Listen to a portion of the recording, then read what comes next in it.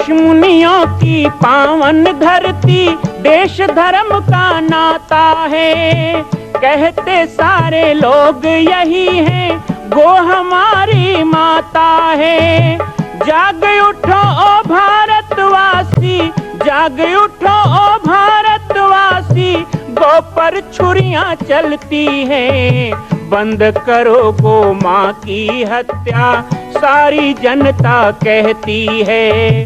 बंद करो गो माँ की हत्या, सारी जनता कहती है।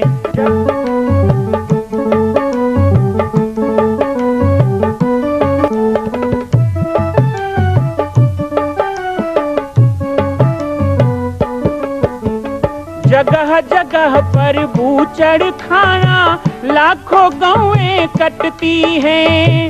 किसे सुनाए व्यथा हमारी, नैना नीर बहाती हैं। रक्षा करना गौ माता की, रक्षा करना गौ माता की, गीता ज्ञान सिखाती है।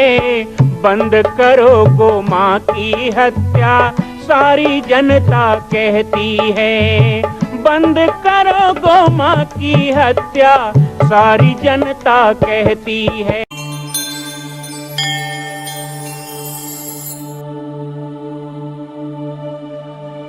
तो इसलिए आइए हम मस्ती के भाव से, प्रेम के भाव से, झूमते हुए नाचते हुए भगवान शिव का नाम लेंगे। सभी मेरे साथ में भाव से।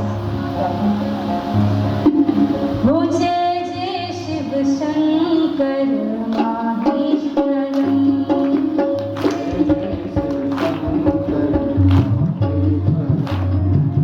जय जय शिव शंकर माहेश्वरम। दोनों हाथ उठाइए। कैसे? ताली के साथ। बहुत बढ़िया। आप ताली कैसे बजानी चाहिए? दोनों हाथ ऊपर उठा के, क्योंकि जब भी हम पुकार करते हैं, भगवान को बुलाते हैं, तो हाथ ऊपर उठा के बुलाते हैं। हमारे हिंदू संस्कृति में नियम है, सारे देवी देवता बहुत तंदुरुस्त और एकदम एनर्जी से परिपूर्ण दिखाई देते हैं।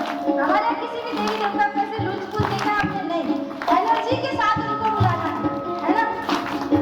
दोनों हाथ उठा के। तो पहला तो ताली, जिसको कहते हैं नाद ब्रह्म, और दूसरा मुख से गाना, जिसको कहते हैं नाम ब्रह्म। तो नाद ब्रह्म और नाम ब्रह्म का जब मिलन होगा, तभी पूर्ण ब्रह्म का प्रादुर्भाव होगा। जो चाहते हैं भोले बाबा के दर्शन हो, दोनों हाथ ऊपर उठाएं।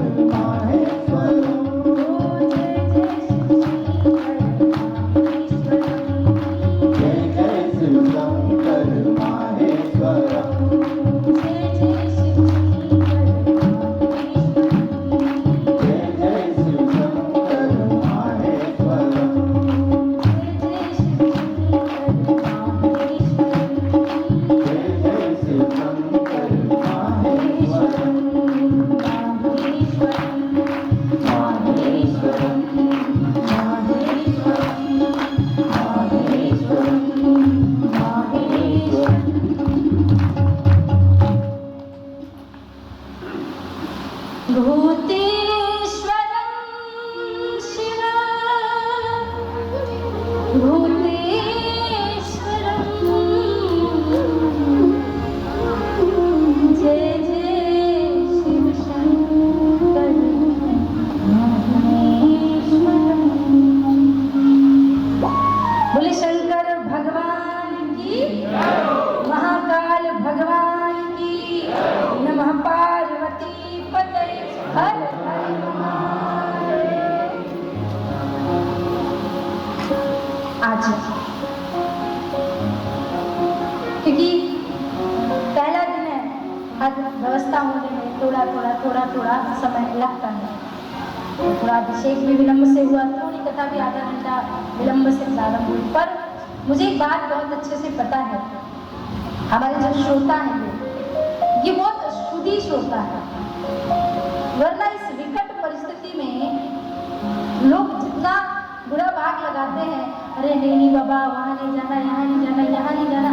अगर आप यहाँ पे आ गए हो, इसका मतलब आप 24 कैरेट सोना हो। कथा सुनने वालों में से आप एकदम सच्चे शुद्धि श्रोता हो। और मैं आप लोगों से बस एक प्रार्थना करना चाहती हूँ, पूरे मनोभाव से 5 दिन के लिए भूल जाना। जो लाइव भी देख रहे हैं उनको भी कह रहे, 5 दिन के लिए भूल जाना दुनियादारी। श्रावण मास सारे मासों में सबसे पवित्र मास माना जाता है, क्योंकि भगवान शिव की आराधना इस पूरे मास में पूरी दुनिया करती है। जिस चीज को हम जितना ज्यादा पूजित करते हैं वो उतनी सिद्ध हो जाती है, ये हम सभी जानते हैं। तो 5 दिन के लिए मेरे साथ आप शिव में हो जाइए, क्योंकि केवल एक भोलेनाथ भगवान ही ऐसे भगवान है जिनको भोले बाबा कहा जाता है। आपको 5 दिन में दुनिया जहान की क्या चीजें मांगनी है, भगवान शिव सब कुछ देने वाले हैं। क्योंकि हमारा भाई बहन का तो एक ही संकल्प है कि विश्व का कल्याण हो, सर्वे भवन्तु सुखिनः। और भगवान ये रोग व्याधियां, ये महामारी पूरे विश्व से, भारत से नहीं, केवल भारत ने कभी भी खुद के कल्याण की बातों के लिए की ही नहीं। हम सदैव से कहते हैं विश्व का कल्याण हो, सर्वे भवन्तु सुखिनः, सर्वे सन्तु निरामया। वसुधैव कुटुम्बकम का भाव रखने वाला व्यक्ति कभी खुद के लिए सोच ही नहीं सकता। तो हम ये चाहते हैं 5 दिनों में जो भी संकल्प हम लेंगे वो पूर्ण होगा। बस सच्चे मन से अपने मन को साफ करके हमें भगवान शिव को अपने मन मंदिर में बिठाना। शिव महापुराण कथा के अनुसार प्रथम दिवस जब व्यक्ति या किसी भी कथा में मैंने देखा है कि प्रायः कथा के महत्व को बताया जाता है। क्यों? क्योंकि पहले हमें समझते तो आए कि इस कथा से मिलता क्या है, ये कथा कहाँ से आई, इस कथा को कैसे हमारे पास लाया गया, इस कथा में क्या क्या है, और इस कथा को सुन करके कैसे कैसे लोगों का उद्धार हुआ है। जब तक हमें ये चीजें नहीं समझ में आएंगी तब तक हम, भगवान ने त्रेता युग में राम अवतार दिया, मर्यादा की पूरी कथा सुना दी उन्होंने। एक आदर्श भाई कैसा होता है, एक आदर्श पुत्र कैसा होता है, एक आदर्श पति कैसा होता है, और तो और छोड़िए महाराज, एक आदर्श शत्रु कैसा होता है, ये प्रभु श्री राम से सीखने जैसा है। पूरी आदर्श की मर्यादा की कथा सुना दी। और जब लीला करनी थी तो त्रेता के बाद द्वापर हुआ। अगर भगवान ने धोखे से कहीं त्रेता युग में भगवान कृष्ण ने जन्म लिया होता ना, तो ये हमारी जो मूढ़ बुद्धि है वो कहती, अरे ये देखो ये भगवान है, ये नाच रहे गोपियों के साथ। लोग नहीं समझ पाते, और आज भी उस कुंठित मानसिकता के बहुत सारे लोग हैं। लेकिन भगवान कहते हैं कि मेरी लीला अवतार को, मेरे पूर्ण अवतार को, पूरे भाव को पहले जो व्यक्ति समझ जाता है ना, वो व्यक्ति इस प्रकार की प्रश्नवाचक और इस प्रकार के कुंठित भाव लेकर के नहीं आता है। तो आप जितने लोग हैं, आज प्रथम दिवस महत्व का सिर्फ इसलिए रखा जाता है कि हम अपने हृदय को शुद्ध कर लें, साफ कर लें, स्वच्छ कर लें, और फिर हम कथा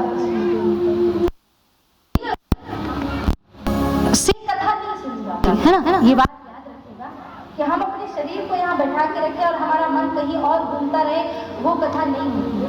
कथा तो ये है कि हम कथा में बैठे या ना बैठे, ये बात बहुत मायने भी रखती है। कथा हमारे अंदर बैठनी चाहिए, है ना, कथा हम सभी के अंदर बैठनी चाहिए। बीच बीच में नींद आए इसलिए हर हर महादेव बोलते रहे, है ना। पता चले कई कई माता जी होती है, भैया बोलते, अरे दाई तुम कथा करते इतनी बढ़िया नींद आती है, घर में तो नींद की गोली लेके भी नींद नहीं आती है। बढ़िया खराटे मार के सो रही, कथा में ही नींद आ रही उनको, तो सोए ना कोई, इसलिए हर हर महादेव, आवाज नहीं आई, हर हर महादेव। और इतने से भी किसी की नींद ना खुले तो हल्का सा धीरे से थोड़ा सा धक्का दे देना, जोर से नहीं, है ना। पता चले शिव कथा कर रही हो आप लोग महाभारत शुरू कर रहे हैं, वो नहीं करना।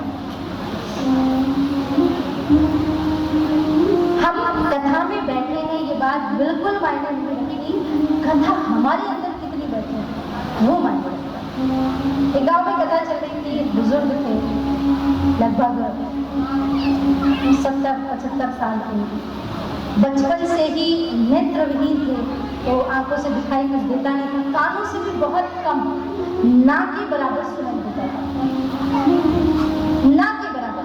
बहुत जोर जोर से चिल्ला चिल्ला के कोई कुछ बोले तो थोड़ा बहुत समझते थे। तो गांव में कथा में बैठ गया सामने, लोगों ने बड़ा आश्चर्य जताया कि ये बाबा को ना दिखाई देता कि व्यास जी तो देख सकेंगे और ना सुनाई देता कि कथा सुन सकेंगे, ये कथा में क्यों आए?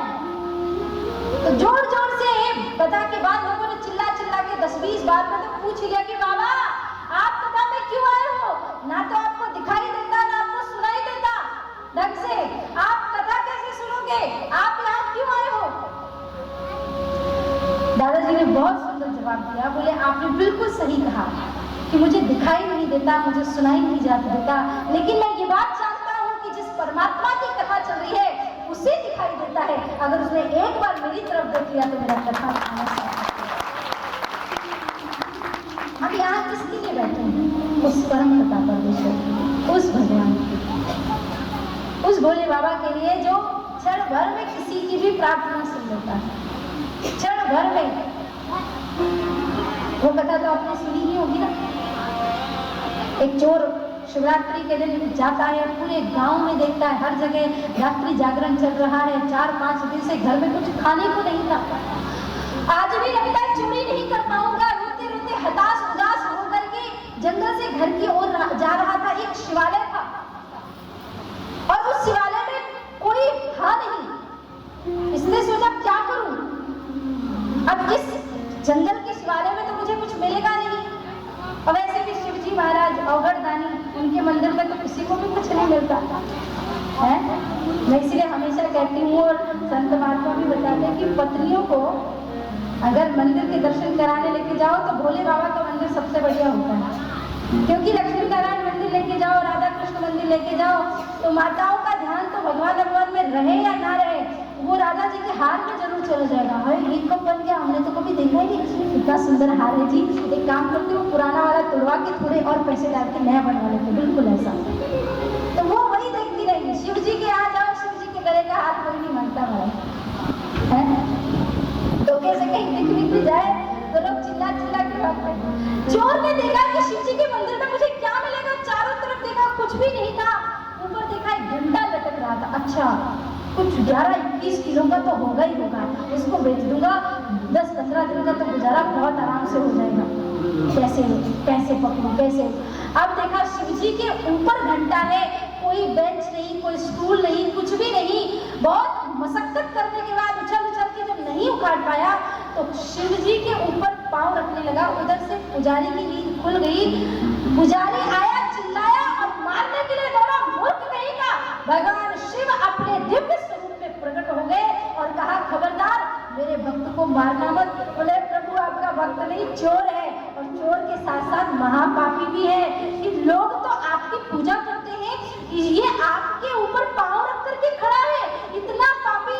शिव जी ने कहा इससे बड़ा भक्त तो कोई हो ही नहीं सकता।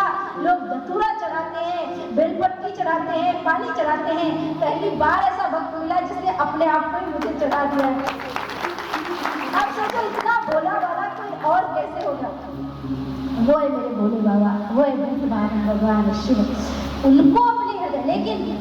लेकिन बता देती हूँ, ऐसा मत सोचना कि भगवान शिव को बहुत हल्के में ले लें। छड़े रुष्टा, छड़े तुष्टा, रुष्टा तुष्टा छड़े। जितने भोले वाले हैं ना, गुस्सा भी उतना ही तेज आता है। इसीलिए तो संसार के प्रलय का काम करते हैं। प्रलयकारी भूत भावन भगवान भोलेनाथ हैं।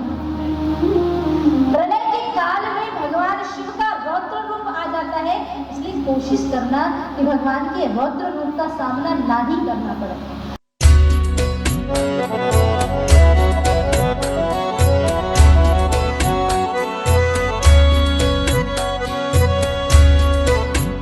मां कौशल्या की पावन जन्मभूमि छत्तीसगढ़ प्रांत में बालोद जिला में स्थित है श्री सर्वसिद्ध शक्तिपीठ जामड़ी पाटेश्वर धाम। परम पूज्य सद्गुरुदेव राजयोगी बाबा जी की तपस्थली श्री पाटेश्वर धाम और विश्व के अद्वितीय मां कौशल्या जन्मभूमि मंदिर निर्माण का दर्शन करने और इसी प्रकार समसामयिक विषयों पर अपना ज्ञान वर्धन करने के लिए और 10,000 गायों के लिए बनने वाले श्री हनुमान नंदीशाला गो अभ्यारण्य का समाचार प्राप्त करने के लिए आप सभी देखते रहें YouTube चैनल पर राम बालक दास, और हमारे चैनल को आप सभी सब्सक्राइब करें, घंटी का बटन दबाएं ताकि आप सूचनाओं से जुड़े रह सकें। जय श्री राम, जय गौ माता, जय गोपाल।